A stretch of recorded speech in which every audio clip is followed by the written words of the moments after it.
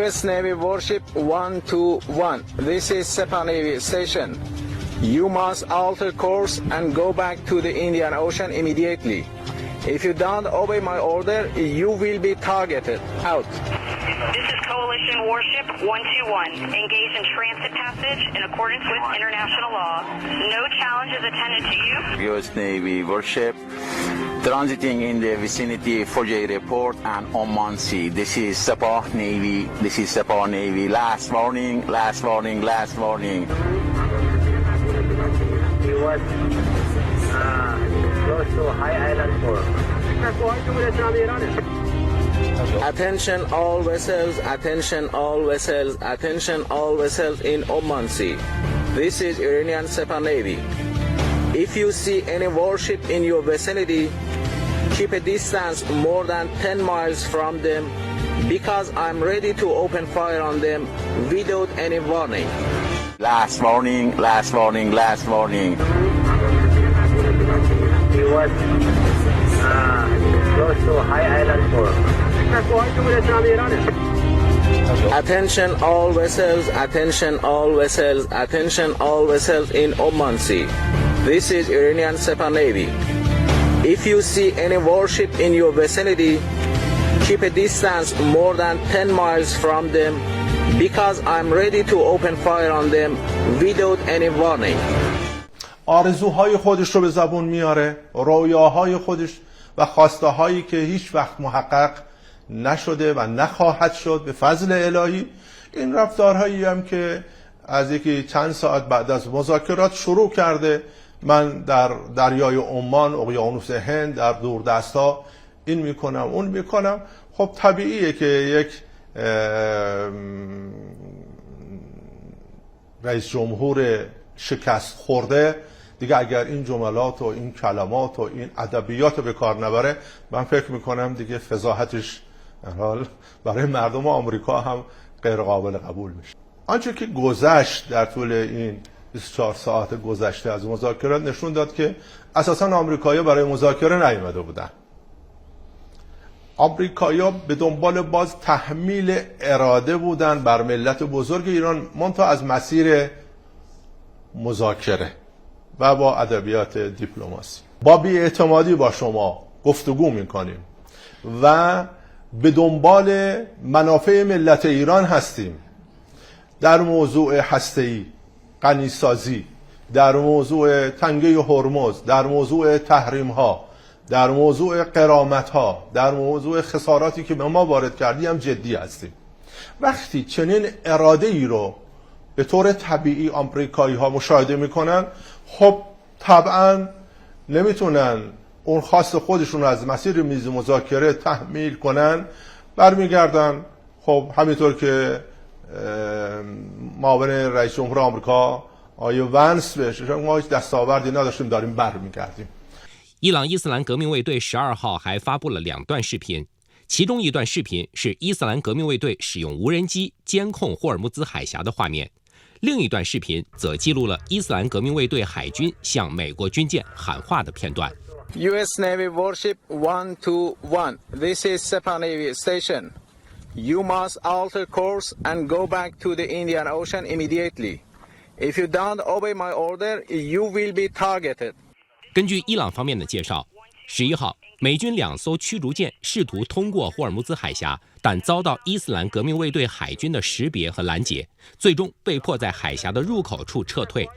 美国中央司令部则表示，2艘美国导弹驱逐舰当天穿越霍尔木兹海峡进入波斯湾。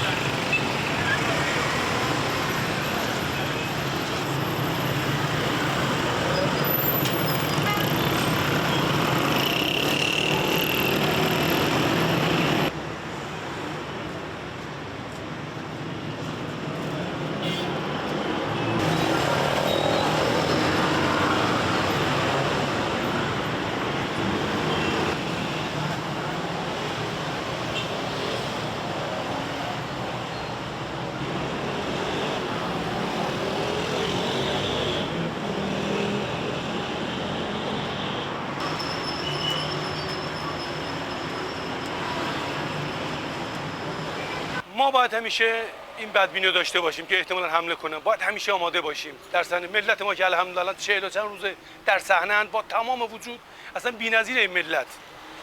نیروی مسلح الحمدلله آماده است، همین آمادگی حفظ کردن، روز به روز قوی‌تر میشن.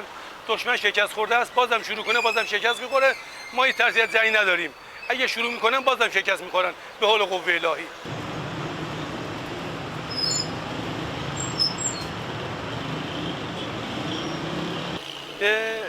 خواسته مردم ایران باید تن بدن. یه نوع باید تسلیم بشن. تسلیم شدن ها در جنگ. ولی باید تسلیم قاطع بشن و از این زیاده خواهی‌هاشون دست بردارن تا این توافق حاصل بشه، به نفع خودشونه. من به این تهران به قمارباز میگم که این قمار رو بعد جوری باختی، هر جا زودتر تمامش کنی به نفعته.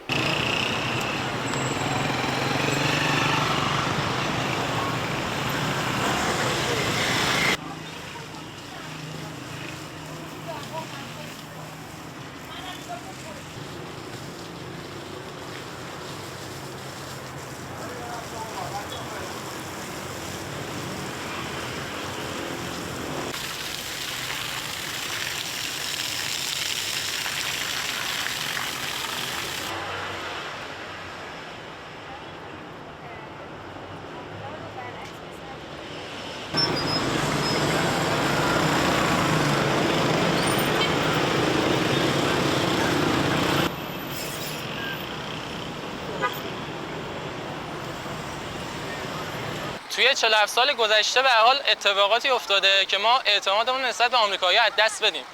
هم از حمایتشون از صدام توی جنگ 8 ساله، هم انهدام اون هواپیمای مسافربری تو خلیج فارس، هم تحریمایی که علیه ما داشتن، ترور دانشمندامون.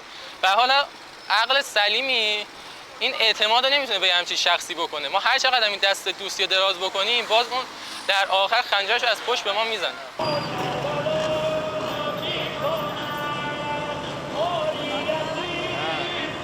جنگ که احتمالش بسیار زیاده، ولی خب از اون طرف هم جوانای ما، نظامیای ما آمادن. یعنی فکر نکنی الان برای مذاکره اتفاق افتاده اینا غفلت کردن. اینا آماده و حاضرن که مثلا اگه بخواد دوباره جنگی در بگیره، اینا بخوان از این کشور و مردمش دفاع بکنن.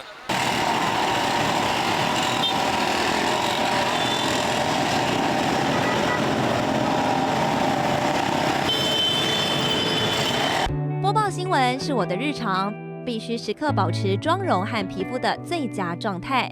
当来到人生中最重要的时刻，也是 KS 逆时奇迹帮助我轻松驾驭，闪闪发光。KS 逆时奇迹活肤露全效精华、精华霜，多达5种 EGF 6大冻龄关键成分，保湿效果让我非常满意，小细纹也不再困扰我。我就是我自己的最佳女主角。